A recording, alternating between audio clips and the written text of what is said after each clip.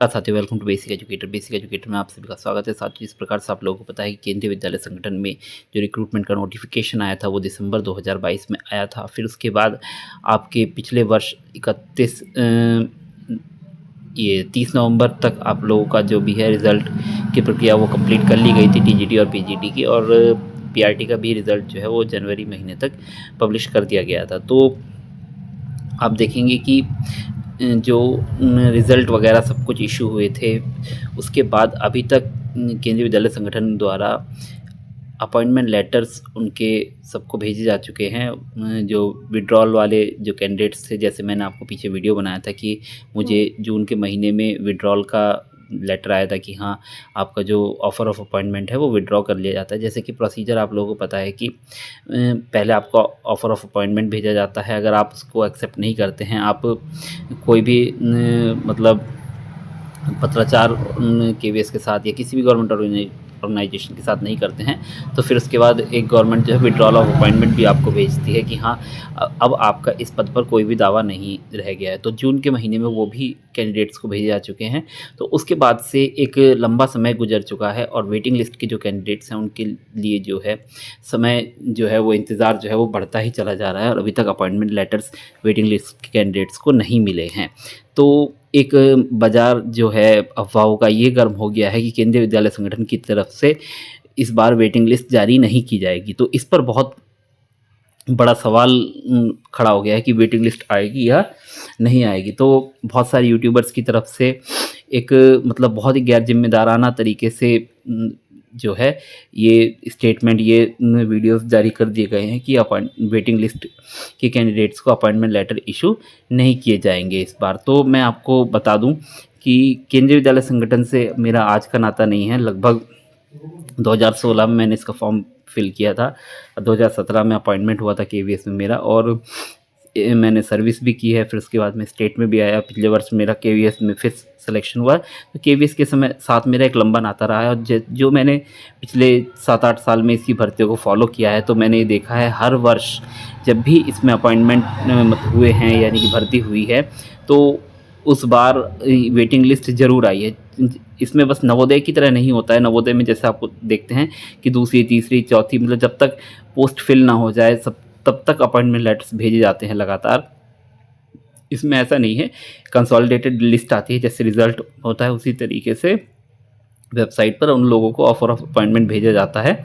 और वो लोग भी अगर ज्वाइन ना करें तो उसके बाद का प्रोसीजर वो अलग है। फ़िलहाल एक वेटिंग लिस्ट कंपल्सरली आती ही आती है, जो मैंने अभी तक प्रेसिडेंट देखे हैं। अब जो लोग कह रहे हैं कि वेटिंग लिस्ट नहीं आएगी, तो मेरा एक सवाल है उन लोगों से कि किसने बोला कि वेटिंग लिस्ट नहीं आएगी? क्या ऐसा कोई ऑफिशियल इन्होंने मतलब बयान जारी किया है कि हाँ, वेटिंग लिस्ट इस बार हम पब्लिश नहीं करेंगे या कुछ? तो ऐसा तो कुछ है नहीं, और ये तो रूटीन प्रोसेस है। हर बार वेटिंग लिस्ट आती है, तो इस बार भी वेटिंग लिस्ट आएगी ही आएगी। अब मतलब जो लोग कह रहे हैं वेटिंग लिस्ट नहीं आएगी इस बार, तो मैं एक बात ये है कि अगर मैं मान लूँ, अज्यूम कर लूँ कि वेटिंग लिस्ट नहीं आएगी, तो इसका मतलब ये अज्यूम कर लेना चाहिए कि ये रिक्रूटमेंट प्रोसेस जो है वो कंप्लीट हो चुका है। यानी कि अब इस रिक्रूटमेंट प्रोसेस में और कुछ होने को नहीं रह गया है। अब ये कंप्लीटली ओवर हो चुका है ये रिक्रूटमेंट प्रोसेस, और आगे भविष्य में जो रिक्रूटमेंट होंगी उसके लिए प्रोसेस आगे बढ़ जाएगा। तो हमको ये मान लेना चाहिए, अगर वेटिंग लिस्ट नहीं आ रही है और जो भी लोग कह रहे हैं कि वेटिंग लिस्ट नहीं आएगी, उनकी बात को अगर मैं सत्य मानूँ, तो मुझको ये मान लेना चाहिए कि ये रिक्रूटमेंट प्रोसेस कंप्लीट हो चुका है।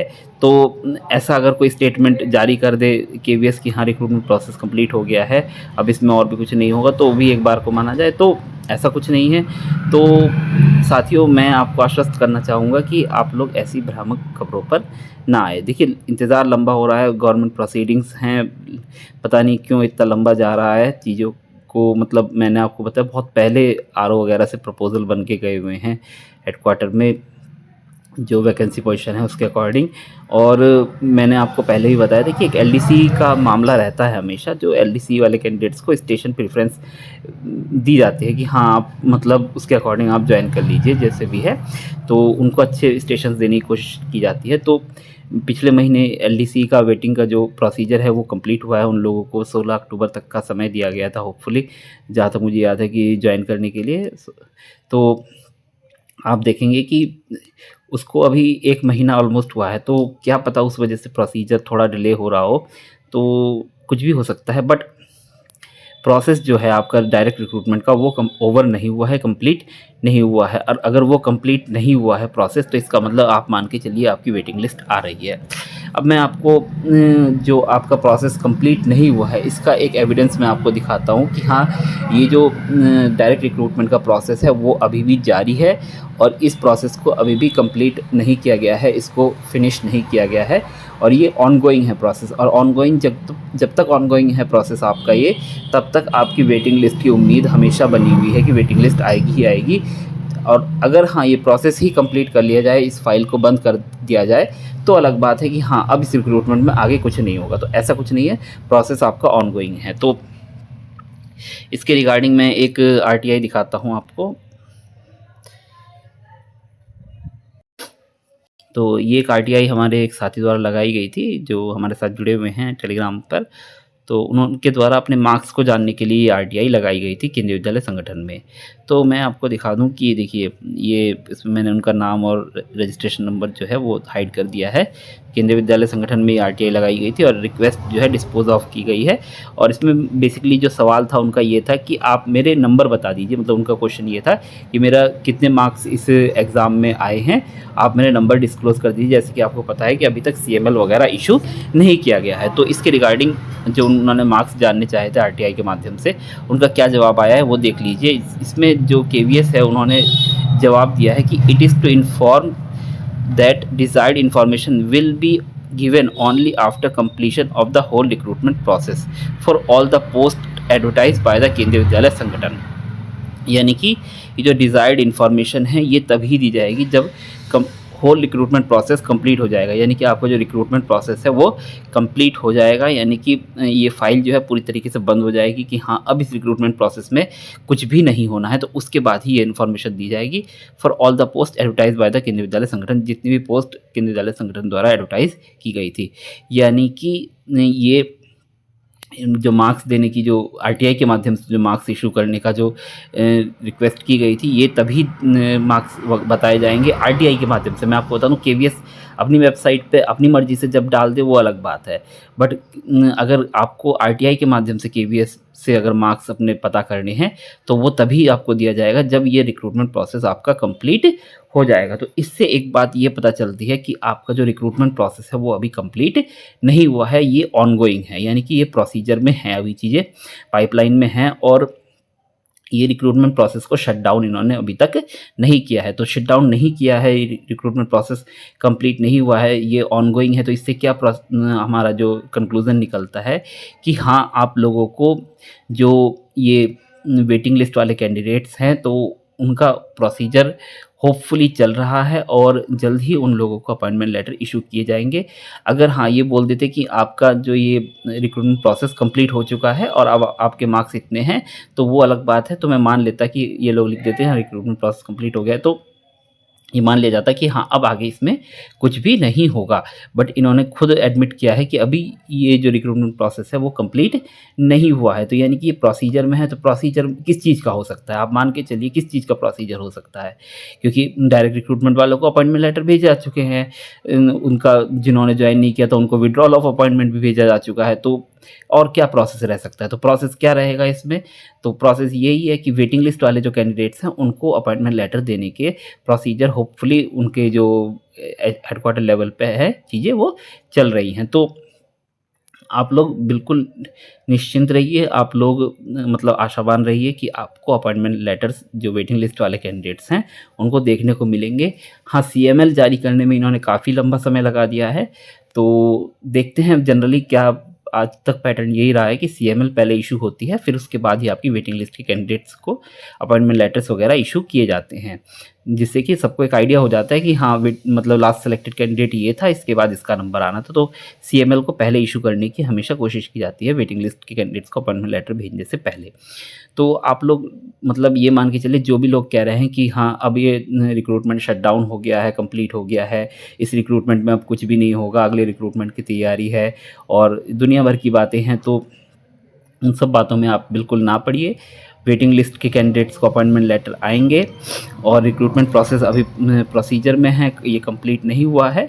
तो कंप्लीट नहीं हुआ है तो हमेशा एक उम्मीद है, संभावना है और पूरी संभावना है कि आपको अपॉइंटमेंट लेटर्स ये ज़रूर मिलेंगे। तो आप लोग भ्रम में ना पड़े। मतलब कभी-कभी मुझे लगता है मतलब कि बड़े यूट्यूबर्स भी ऐसी बातें करते हैं जो कि एक भ्रम की स्थिति पैदा करते हैं। तो मतलब ऐसा नहीं करना चाहिए। जब तक हमें एक सीधी सी बात है, जब तक ये डायरेक्टली ना बोल दें कि हाँ मतलब ये रिक्रूटमेंट प्रोसेस कंप्लीट हो गया है, तो तब तक आप मान के चलिए कि आपको उम्मीद है अपॉइंटमेंट लेटर्स मिलने की वेटिंग लिस्ट में, और हमेशा आज तक आए हैं। तो मतलब एक हवा बनाने वाली बात है। मैं और दूसरी बात मैं बताता हूँ कि हवा बनाने वाली बात क्या है, कि आपको पता है कि केवीएस अपने आप में एक ब्रांड है और इससे कोर्सेज बिकते हैं लोगों के।